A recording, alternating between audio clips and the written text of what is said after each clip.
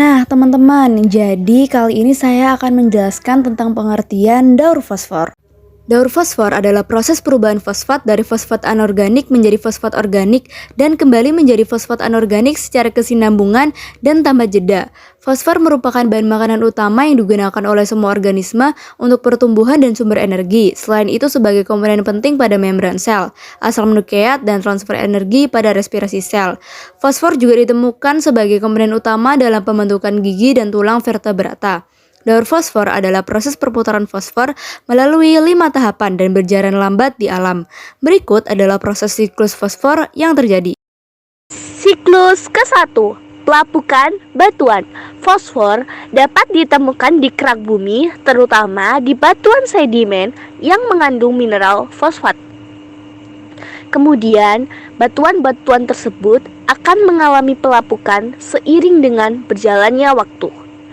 Ketika pelapukan bertemu dengan hujan, maka akan melarutkan batuan dan melepaskan ion fosfat anorganik ke tanah dan juga air. Tidak hanya batuan sedimen sebagai sumber fosfor, abu mineral dan abu vulkanik juga menjadi sumber unsur fosfor bumi. Siklus kedua, tanaman menyerap fosfor.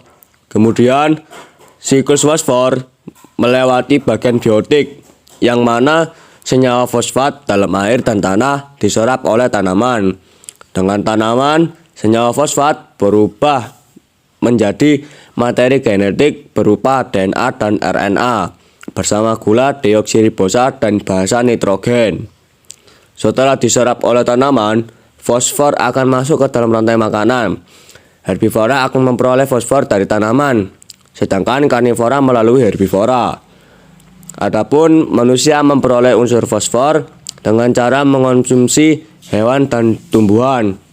Dengan begitu, unsur fosfor diserap oleh seluruh makhluk hidup selama kehidupannya. Siklus ketiga yaitu dekomposisi. Ketika makhluk hidup mati, sisa-sisa tubuhnya akan mengalami dekomposisi, di mana dekompose atau detritivore akan menguraikan sisa-sisa tubuhnya menjadi zat yang lebih sederhana, termasuk unsur fosfor. Pada tahap inilah unsur fosfor yang dikonsumsi oleh makhluk hidup kembali ke tanah dalam bentuk senyawa fosfor organik. Siklus 4, mineralisasi. Selanjutnya, siklus fosfor memasuki tahapan mineralisasi. Fosfat organik dalam tanah akan dipecah oleh bakteri menjadi bentuk senyawa fosfat anorganik. Proses mineralisasi tersebut menjadikan unsur fosfor dapat digunakan kembali oleh tumbuhan. Siklus kelima, masuk ke lautan. Tidak semua fosfor kembali ke tanah dan langsung digunakan kembali. Mayoritas unsur fosfor terbawa oleh limpasan air ke sungai dan berakhir di lautan. Unsur fosfor yang terbawa air ataupun sisa organisme hidup yang tenggelam akan membentuk lapisan sedimen yang mengandung fosfor. Lapisan sedimen yang mengandung fosfor ada di dasar lautan dan memerlukan proses geologis berupa pengangkatan untuk dapat kembali ke daratan.